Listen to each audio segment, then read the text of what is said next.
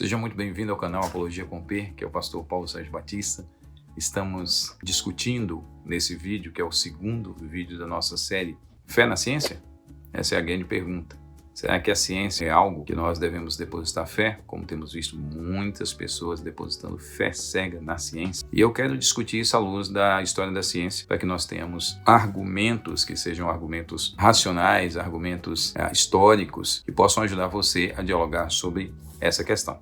Vamos lá? Nesse segundo vídeo, eu quero responder ou afirmar a questão de as verdades científicas possuem prazo de validade. Eu quero usar alguns exemplos. Por exemplo, a física. A física nós tivemos na antiguidade, eu estou falando de física ocidental, tivemos durante boa parte da antiguidade e durante todo o período medieval até a era moderna, até meados do século XVII, pertinho já, inclusive no século XVIII ainda, essa discussão sobre a física sendo uma física com base na visão aristotélica. A física dos quatro elementos, terra, água e fogo, dos quatro princípios, quente, frio, úmido e seco, os quatro elementos que formavam a matéria e os princípios. E tudo isso tinha a sua forma de interação e nessa natureza, e essa forma de interação explicava tudo, inclusive o porquê que a Terra estava no centro. Depois eu explico isso com mais detalhes. Então nós tivemos a física aristotélica, e lá em meados do século XVII vai aparecer uma outra física, que é a física newtoniana, as famosas leis de Newton, chamadas universais. Até pouco tempo nós líamos isso nos livros didáticos e paradidáticos,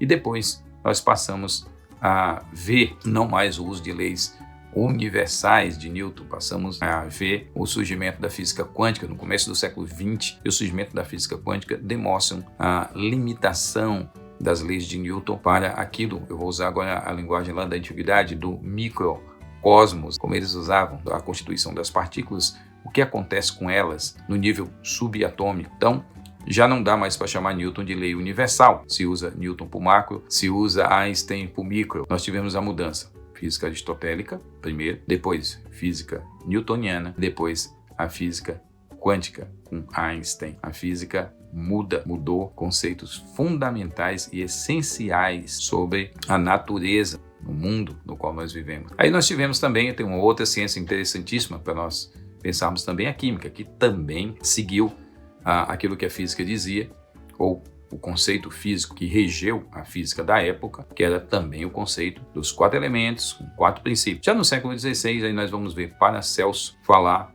da tria prima, mudar aí alguns conceitos, ou propor a mudança de alguns conceitos. Isso deu uma briga muito grande no século no século XVI, isso deu uma briga muito grande, um debate acirrado sobre essa questão. Nesses três princípios propostos pelo Paracelso estavam lá o sal, o enxofre e o mercúrio, que não são os elementos que nós conhecemos. É o nome dos princípios. Em outro vídeo, possivelmente eu posso explicar isso melhor. Então nós tivemos na química dos quatro elementos, depois os três princípios, chamado de tria prima, pelo Paracelso, e depois com Robert Boyle, já no século XVII, nós tivemos aí física corpuscular, ou das partículas. Eu espero que você tenha entendido isso bem, a questão de como esses elementos funcionavam. E aí veio a ideia do mecanicismo, que era aquela ideia de que eu poderia estudar ou compreender o macro, o todo, a partir da compreensão das partes. O mundo antes não era visto dessa forma. Vai ter uma discussão muito grande, em outro vídeo eu vou explicar sobre vitalismo e a questão do mecanicismo, como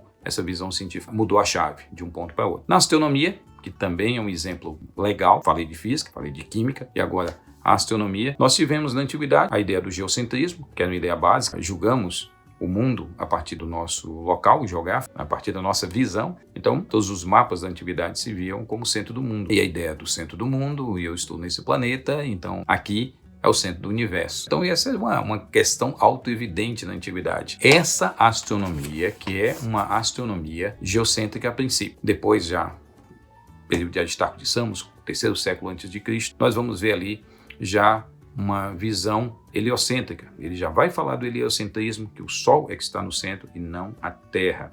No período da Era Cristã, praticamente no segundo século da Era Cristã, a visão de Ptolomeu, ela vai ser a astronomia que vai conduzir toda a discussão científica até meados do século XVII. E essa astronomia, baseada também em Aristóteles, baseada no fundamento dos quatro elementos e de um conjunto de outros saberes astronômicos. Aquilo que nós chamamos de astronomia, mesmo no período moderno, era chamado de astrologia.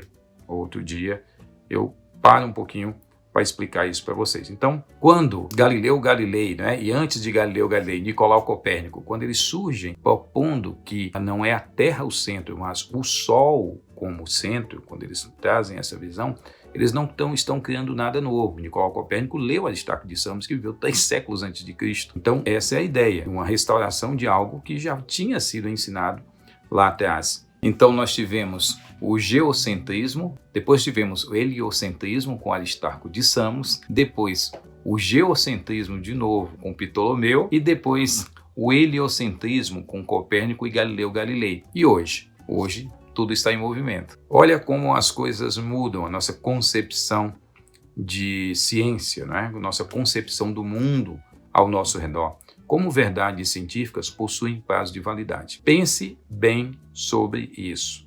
Verdades científicas possuem prazo de validade. Não veja a ciência como algo ruim em si. Só lembre-se que a ciência é feita de homens. E os homens, em todos os momentos, em tudo aquilo que fazem, eles maculam as suas realizações pelo nosso pecado, por aquilo que nós somos, seres pecadores e caídos, e portanto imperfeitos.